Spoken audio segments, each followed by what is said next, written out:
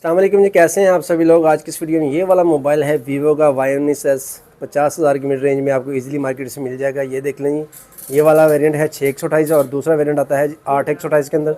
ये वाला 6 वाला वेरिएंट आपको इजीली मार्केट में जो है 40,000 की प्राइस टैग में मिल जाएगा।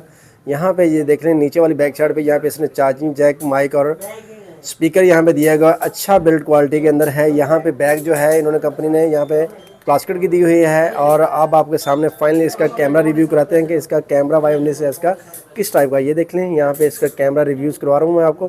बेहतरीन कैमरे के साथ है वीवो का Y19s। ये मार्केट में आपको 40,000 की प्राइस टैग के अंदर मिल जाएगा और बेहतरीन शेप और बेहतरीन कैमरा सेटअप के साथ वीवो का Y19s।